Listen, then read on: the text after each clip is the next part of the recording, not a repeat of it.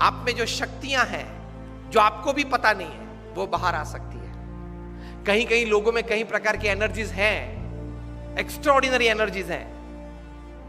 हमें लगता है कि यार ये तो हीरो है, ये तो सुपर हीरो है, लेकिन वही एनर्जीज आप में भी हैं। उसने वो एनर्जीज बाहर निकाली और आप बाहर नहीं निकाल रहे हो। 1983 का वर्ल्ड कप आप में से किसी ने देखा था? कपिल देव भारत के लिए वर्ल्ड कप लेके आए थे। First time India won a major international tournament. बड़ी खुशी थी पूरे देश में। हम लोग, I was in standard 9th at that time, तो मुझे अभी भी पता है कि हम कितने जोर शोर से ये खुशी मना रहे थे, सब बच्चे, youngsters, teenagers. Cricket was a fever in India and actually it became a more fever in India after Kapil Dev won the World Cup for India. अभी भी वो दृश्य याद है, लॉर्ड्स की गैलरी में कपिल देव लेके खड़े थे। मुंबई में सम्मान हुआ, दिल्ली में सम्मान हुआ, बीसीसीआई ने बड़ा सम्मान किया।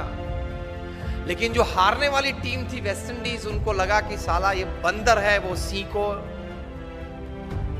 सोता था सिंह तो झाड़ पे से नीचे उतर के एक चाटा मार के वापस ऊपर चढ़ गया। West Indies was a very powerful team. 1975 की वर्ल्ड कप उन्होंने जीती थी, 1979 की वर्ल्ड कप भी उन्होंने जीती थी और 83 की वर्ल्ड कप फाइनल में भी आ गए थे। और भारत तो उनके लिए मच्छर था, ऐसे ही क्रश कर डालेंगे। उनका एटीट्यूड बन गया था ओवर कॉन्फिडेंस का। और वेस्ट इंडीज की ये पावरफुल टीम, ये लोग बैलेंस करते थे। क्लाइव लॉर्ड जो कैप्टन थे, जिन्होंने 20 साल तक क्रिकेट जगत पे राज किया, ये मानते थे कि कोई ऑलराउंडर की जरूरत ही नहीं है। 6 बैट्समैन, 4 बॉलर और 1 विकेट कीपर। 6 में से एक भी बैट्समैन को गेंद डालना आता नहीं था और 4 में से एक भी बॉलर को बैटिंग करना आता नहीं था। Specialise in your department, that was his strategy, his thinking, but with that he ruled the cricket world for 20 years. हम लोग जानते हैं। तो 1983 के वर्ल्ड कप फाइनल में भी आ गए, इंडिया को 183 में ऑल आउट कर दिया। विव रिचर्ड्स ने 13 बॉल में 8 चौके मारे, रॉजर बिन्नी, कपिल देव और शिवलाल यादव को मिला के। इन 13 बॉल्स ही हिट 8 टू द फेंस। बहुत पावरफुल बैट्समैन थे विव रिचर्ड्स। तो हम लोग सबको तो लगा कि अब तो पूरा हो गया, यही पूरा कर देगा अभी 5-10 ओवर में। लेकिन एक मिसक्यूट शॉट उन्होंने मारा और कपिल देव जान लगा के दौड़े थे। अगर जिसने देखा होगा, अभी भी मैं जब बात कर रहा हूं तो I can see the video in front of me. वहां से अगर कैच ऊपर आता है तो कैच, बॉल देखते देखते अगर पीछे पड़ना तो पीछे दौड़ता है ना फील्डर गेंद को कैच करने के लिए। कपिल देव को लगा कि मैं पीछे दौड़ूंगा तो शायद पहुंच नहीं पाऊंगा, इसलिए घूम गए। बॉल पीछे से आ रहा था और इस ऐसा दौड़ते, which is very difficult, and that catch made the difference.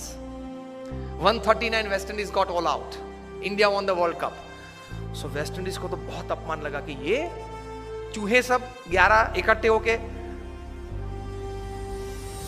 और सी को हरा गए। Immediately the West Indies cricket board contacted BCCI for a full series, 6 test and 6 one day internationals, and they came to India with their all powerful team. उसके पहले तो B team आती थी भारत में, कभी क्लाइव लॉर्ड, विव रिचर्ड्स आए ही नहीं थे उसके पहले खेलने के लिए। ऑलविन कालीचरण और वे सब आते थे खेलने के लिए, बी टीम। क्लाइव लॉयड अपनी पूरी माइट के साथ आ गए और 6 वनडे इंटरनेशनल्स भारत को बहुत बुरी तरह से हराया। कहीं कहीं वनडे इंटरनेशनल्स तो 150 रन से हराया। बहुत क्रिटिसिज्म न्यूज़पेपर्स में आई कि अभी 1.5 महीने पहले जो वर्ल्ड चैंपियंस बने उनकी ये हालत। फिर तो टेस्ट सीरीज चालू हुई। फर्स्ट टेस्ट कानपुर 3.5 दिन में पूरी हो गई। Innings and 250 runs defeat to India. और उसमें मेलकम मार्शल ने 12 विकेट ली, 20 में से 12, उसमें से 8 clean bowled, and not a single person could hit a boundary to Malcolm Marshall. उस वक्त वे बहुत डेंजरस बॉलर थे। He used to bowl first bowler to cross 90 miles per hour way Malcolm martial थे। और जब way right arm round the wicket डालते थे तब वो अंपायर के पीछे ही दौड़ते थे। रन अप चालू करते अंपायर के पीछे दौड़, ताकि बैट्समैन को देखना पड़ता था कि कहां तक वो पहुंचा। बॉलर बैट में हाथ करके देखना पड़ता कि वो पहुंचा कहां था। एकदम अंपायर के पीछे से बाहर निकल के मेलकम मार्शल गेंद डालते थे। यूज्ड टू बोल स्लैंटिंग डिलीवरीज। और पीछे डूजोन तो तैयार ही रहता था बड़े ग्लोव्स लेके, caught Dujon ball Marshall, caught Dujon ball Marshall चालू ही रहता था, एक आता था एक जाता था। किसी को भी गलती से भी कट नहीं लगी कि स्लीप के ऊपर से गेंद चली जाए और थर्ड मैन पे एक बाउंड्री मिल जाए, ऐसा भी नहीं हुआ था। Severe criticism in the Indian press, each and every Indian player was heavily criticised कि अब तो जो वेस्ट इंडीज बोलती थी वो बात सही है कि भारत ने बाय फ्लूक ये वर्ल्ड कप जीता, नसीब के आधार से जीता, प्रयत्न से, पुरुषार्थ से, टैलेंट से ये वर्ल्ड कप नहीं जीता है, वो बात तैयार हो गई। इंडियन प्लेयर्स का काउंसलिंग चालू हुआ, मॉरल बूस्टिंग चालू हुआ, पंपिंग चालू हुआ, एटीट्यूड्स बदलना चालू किया। उसमें सबसे पहली बारी आई ओपनिंग बैट्समैन सुनील गावस्कर की। उनका एटीट्यूड बदला कि you have a defensive attitude, you have to change your attitude from defence to attack. If Malcolm Marshall is a great bowler, you are a great batsman. If he can bowl so well, you can bat so well. Gavaskar का attitude change किया because you start the Indian innings, you are the opening bat. आप जिस प्रकार से खेलेंगे उस प्रकार से पूरी टीम खेलेगी, नतीजा पहले से चालू हो जाएगा। And Gavaskar said what? He was counseled, change your attitude from defense to attack. Gavaskar defensive batsman थे, वे टेस्ट बैट्समैन थे, वनडे इंटरनेशनल के नहीं थे। सचिन तेंदुलकर टेस्ट और इंटरनेशनल दोनों के थे, 2020 के नहीं थे। क्रिस गेल है वो 2020 और इंटरनेशनल के है, टेस्ट के नहीं है, अलग अलग रहता है। सुनील गावस्कर को बताया गया कि change your attitude, you will get success. और आप जो बैट डिफेंस करते हो वो जरा stroke, create a stroke on every ball. Marshall is a master bowler, you are a master batsman, the little master उनके लिए पहले नाम था। The moment Gavaskar changed his attitude, his batting changed, results changed, overall outcome changed. और 6 में से हम लोग 3 टेस्ट मैच तो फिर भी हारे, लेकिन 3 टेस्ट मैच बचा सके, वो गावस्कर का एटीट्यूड अटैकिंग हुआ इसलिए। दूसरी टेस्ट थी फिरोज शाह कोटला पे दिल्ली में, West Indies won the toss and send India into bat. और सब बुकीज ने तो ये सोच रखा था कि 7 या 8 विकेट गिर जाएगी लंच के पहले 150 में। गावस्कर का एटीट्यूड बदल दिया था, उन्होंने भी बदला था, क्या? From defence to attack. Gavaskar attacked Marshall from day 1, from ball 1, और पहले ही ओवर में गावस्कर ने 4 चौके मारे। मार्शल अपनी वेस्ट पे हाथ लगा के पिच के बीच खड़े रहे और गावस्कर के सामने देख रहे। Years later, Marshall would write in his autobiography that from Firoz Shah Kotla's innings, I could see a change in Gavaskar's attitude, and that change in attitude brought out the attacking nature in his batting, and that changed the overall result outcome of the series.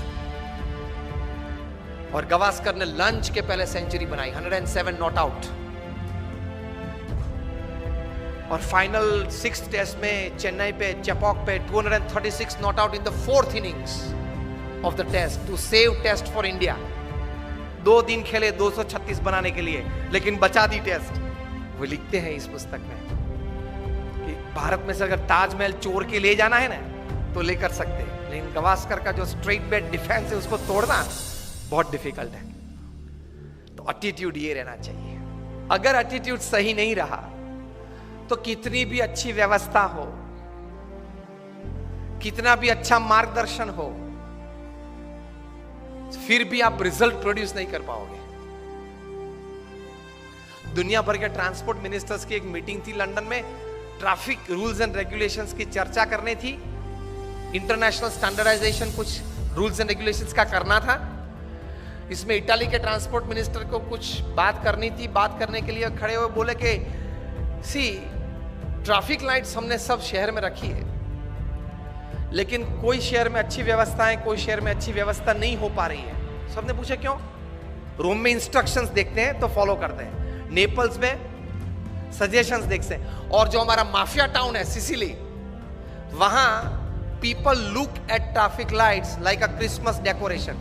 लाल पीली अच्छी होती है, मजा आता है देखने में। व्यवस्था तो सब जगह पे थी। रोम में इंस्ट्रक्शंस देखते थे तो अच्छी व्यवस्था थी, नेपल्स में सजेशंस देखते थे तो चलता रहता था, और सिसिली में उसी क्रिसमस लाइट को दिवाली या क्रिसमस का डेकोरेशन देखते थे। लाल लाल पीली अच्छी होती है, मजा आता है देखने में। तो कोई व्यवस्था नहीं थी। व्यवस्थाएं सब एक प्रकार की हैं, रिसोर्सेज सब एक प्रकार के हैं, लेकिन नतीजा, रिजल्ट्स पीपल के एटीट्यूड से आते हैं। इतनी ताकत है एटीट्यूड में। व्यवस्थाएं तो थी, लेकिन परिणाम मिलते हैं या नहीं मिलते हैं एटीट्यूड्स पे डिपेंड करते हैं। तो एटीट्यूड्स में ये ताकत है।